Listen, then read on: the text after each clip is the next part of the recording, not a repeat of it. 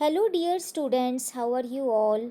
In our last video, we started with chapter number 2, microorganisms, in which we discussed about the different types of microorganisms.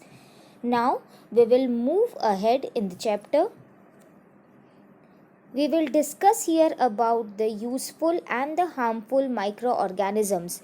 Microorganisms are very useful to us. They are an important part of our life as well as they are harmful to us on the other side. So we can say they are our friends as well as our foe. So first we will discuss about useful microorganisms. Microorganisms are used for making curd from milk, for making cheese, pickles, bread, cakes, pastries, alcohol, wine, vinegar, etc.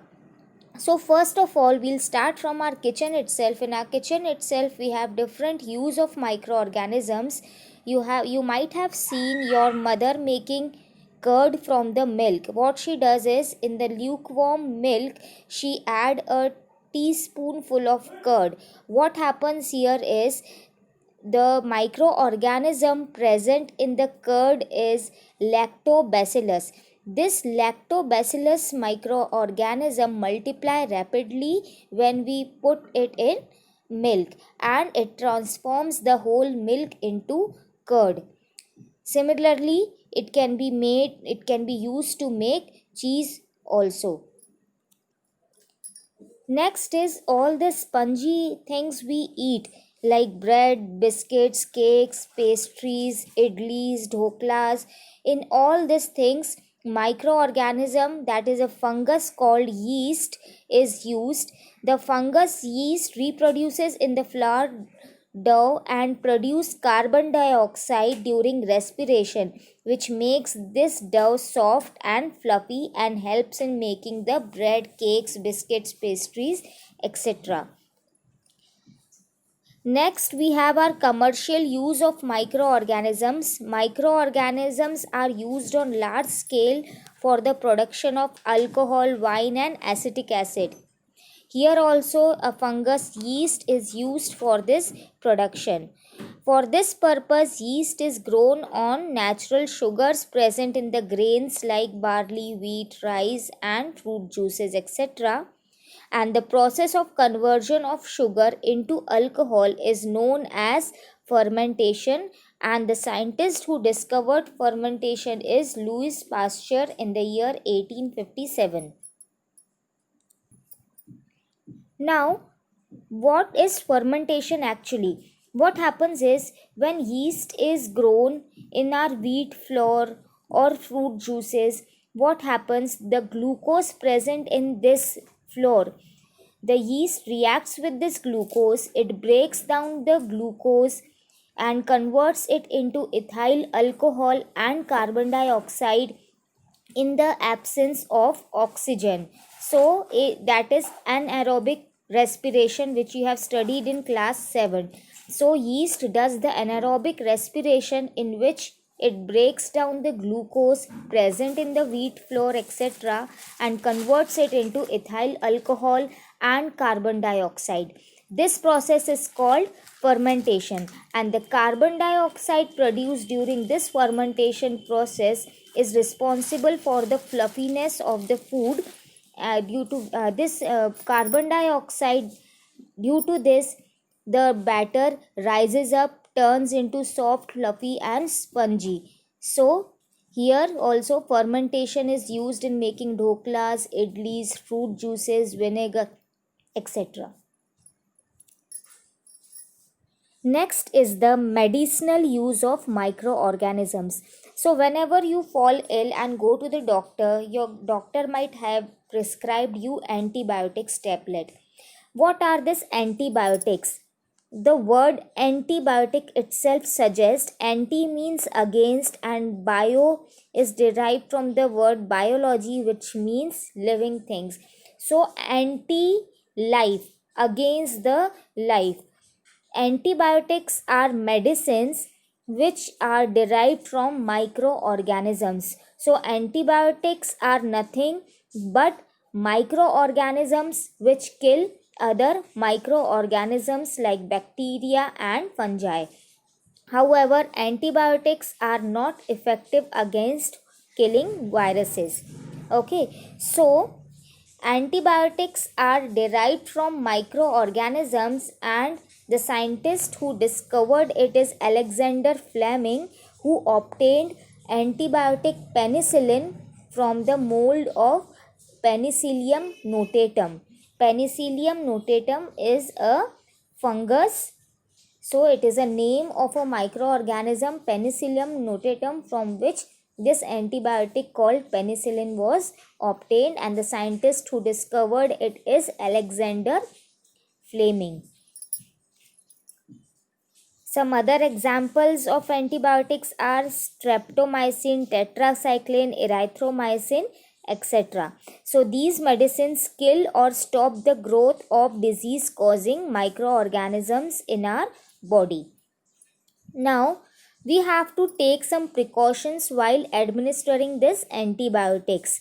This precaution is, whenever we go to a doctor, our doctor prescribes us antibiotic and give us a perfect amount of dose, a 3 days dose, 5 days, or a 7 days dose, depending upon our illness. So we need to take this exact amount of dose prescribed by the doctor. We should not take a dose less than that, and we should not take a dose more than that. What happens sometimes is, a doctor has given us a 5 days antibiotic, but while taking 1 or 2 days we feel all right and we stop taking this antibiotic. In this case, when we take less amount of dose prescribed by the doctor, what happens here is, all the microorganisms present in our body which are responsible for our illness are not killed. Okay, some of the microorganisms are still alive in our body when we take insufficient amount of dose, and when they are still present in our body, they will again rapidly multiply and they will again cause us a disease. Okay, so you might have heard that malaria is repeated or dengue is repeated. So why is it so? This is because we have taken insufficient amount of dose, and the microorganisms, all the deadly microorganisms are not killed by taking insufficient dose. So they will again multiply, and while they will again multiply, this new microbes that will arise will develop a resistance towards this antibiotic. So when you will again take that medicine which was prescribed by your doctor, it will not be effective and it will not kill those microorganisms, as they have already developed a resistance towards it. Now what you have to do, children, is you have to go again to a doctor, and your doctor will again give you a prescribed antibiotic which will be of higher dose and which will be more harmful for your body. Okay, so this happens when you take less amount of antibiotic as suggested by your doctor. Now when you will take more antibiotics than suggested by the doctor, what happens is, in our body also useful microorganisms are also there which helps us in our various metabolic processes like digestion, respiration, etc. So when you will take more amount of antibiotics kill microorganisms. So along with killing deadly and harmful microorganisms, they will kill the useful microorganisms present in our body also. So more amount of antibiotics is also harmful for our body, as they kill useful microorganisms as well. So whenever we take antibiotic, we should take the dose that is exact prescribed by our doctor, not more than that and not less than that. Okay, next is vaccine. What is a vaccine? Whenever a disease carrying microbe enters our body remembers that for lifetime. Okay, This is due to the antibodies produced in response of the microorganisms entering our body. Okay, so what happens if we introduce a dead or weakened microbe responsible for producing a particular disease in a healthy body? What will happen, children, is the microorganism is dead, so it will not cause us that disease, but our body will recognize it as a foreign system and it will produce antibodies against that, and these antibodies will fight with that microbe and will kill that microbe.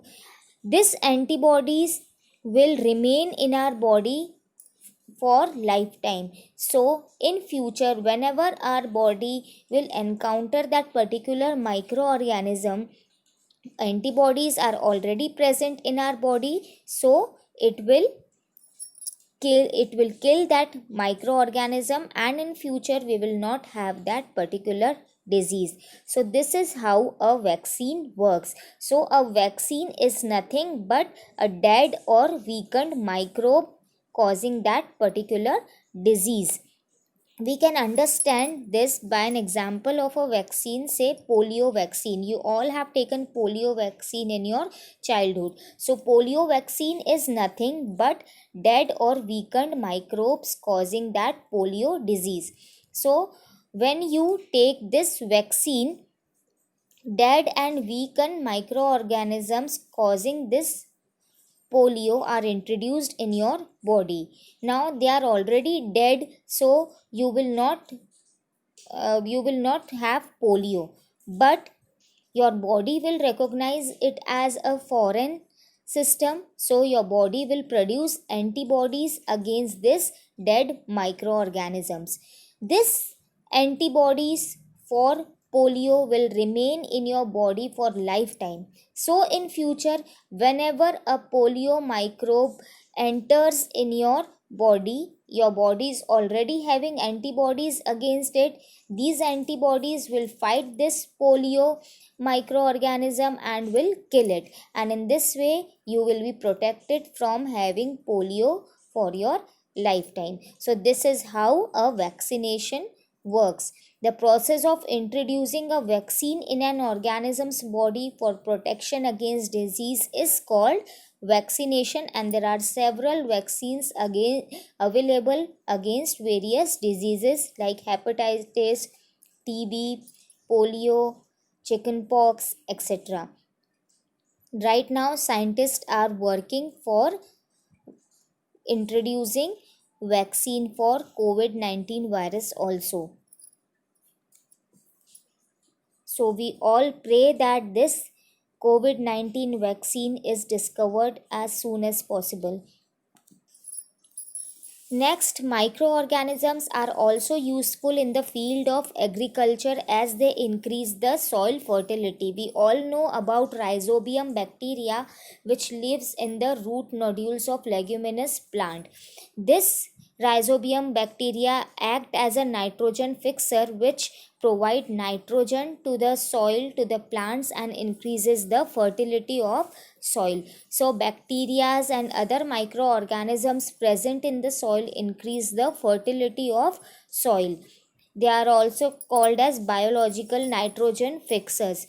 Also, some microorganisms help in the formation of humus from dead decaying matter, and humus is used as manure for plants. You all have studied this in class 7. So microorganisms are also useful in the field of agriculture as they increase the fertility of soil. There are some other uses of microorganisms as well, like they are helpful in cleaning the environment. The leaves falling off from a tree, the dead bodies of various animals, what happens to them when they are just lying on the ground, or when we bury any animal inside the ground? What happens?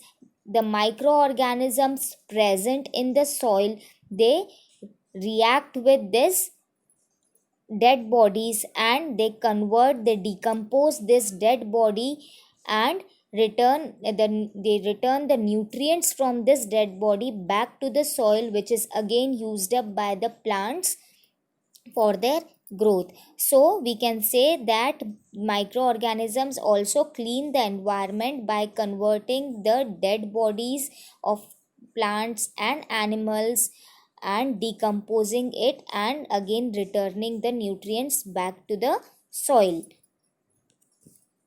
Some bacteria like Pseudomonas decompose the sewage, that is waste water, and help in cleaning the water as well. Algae, being autotrophic, releases oxygen in water during the process of photosynthesis. Some bacteria are also used in leather industry for tanning. Some bacteria are used for rotting of jute fibers, curing of tea leaves. Okay, and some bacteria, protozoa, reside in the digestive system of ruminating animals like cows, sheep, and help in their digestion process. Anaerobic breakdown, that is in the absence of oxygen of animal waste, leafy waste, etc., by the bacteria produces methane gas, which is used as a fuel. So there are several uses of bacteria or microorganisms. We can say that microorganisms are an important part of our life without which we cannot live. Now, while being useful, at the same time, microorganisms are harmful to us in many ways, and the microbes which cause diseases in humans, plants, and animals are called pathogens or germs. When we talk about diseases in humans, diseases are of two types: communicable and non communicable diseases. As the name suggests, communicable diseases spreads from the infected person to a healthy person, and non-communicable diseases do not spread from an infected person to a healthy person. So, communicable diseases will be caused by various pathogens or germs, whereas non communicable diseases are due to malfunctioning of an organ or genetic disorder or hormonal imbalances. Example is anemia, which is due to insufficient or deficiency of hemoglobin in our body, diabetes, heart problem, kidney stones, blood pressure. All these diseases are due to hormonal imbalances or genetic disorders or malfunctioning of an organ. So it will not spread from one person to another, whereas communicable diseases are caused due to pathogens like polio, jaundice, chickenpox, common cold, TB, etc. So it will spread from one person to another. And how it spread? There are different modes of transmission of this communicable diseases. It can spread through air. When an infected person cough or sneezes, what happens?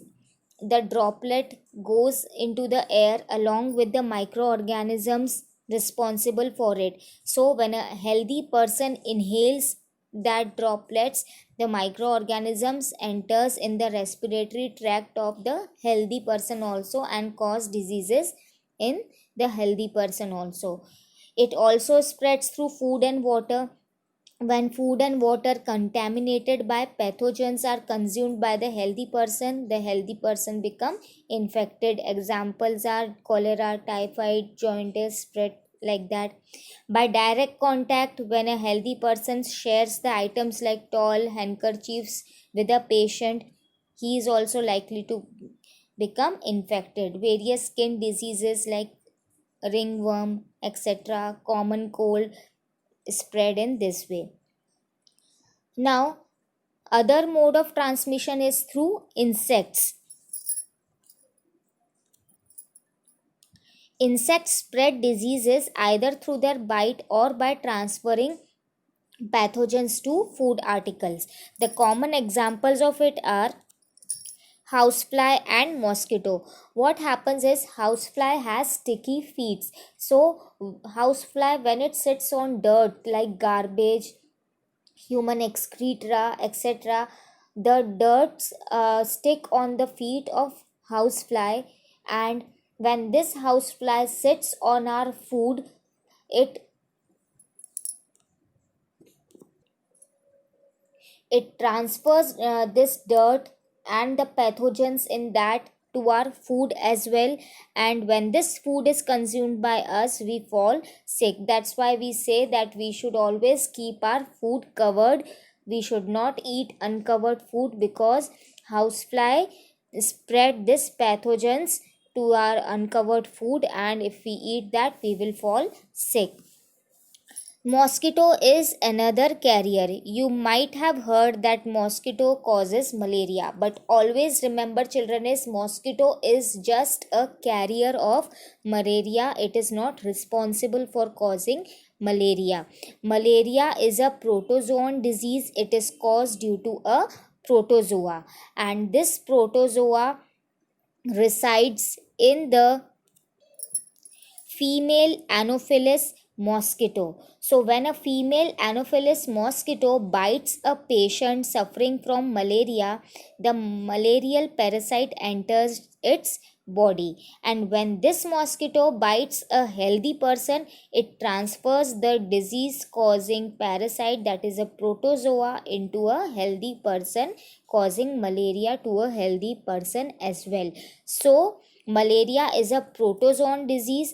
Mosquito is just a carrier of that disease, and such carrier of diseases are called as vector. So we can say that female Anopheles mosquito is a vector for malaria. Always remember that, children. Similarly, female Aedes mosquito acts as a carrier of dengue virus. Some pathogens like tetanus enter the human body like cuts and wounds too. In your book, a table is given somewhat like that, in which different diseases are given, their modes of transmission, what preventive measures we should take, and whether they are bacterial disease, viral disease, protozoan disease, or fungal disease.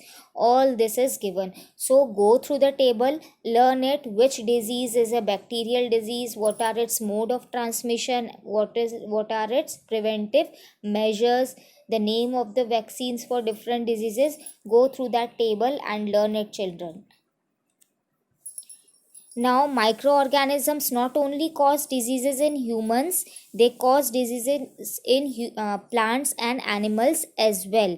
Example, anthrax is a dangerous human and cattle disease caused by bacterium. Foot and mouth disease of cattle is caused by a virus. So, in your book, a table is given. Go through the table, children. It is in that table different diseases of various plants and animals are given, which are caused due to microorganisms. Like citrus canker is caused due to a bacteria. The mode of transmission is air. Rust of feet is a fungal disease. Mode of transmission is through air and seeds. So there are various diseases given in the table of plants as well as animal.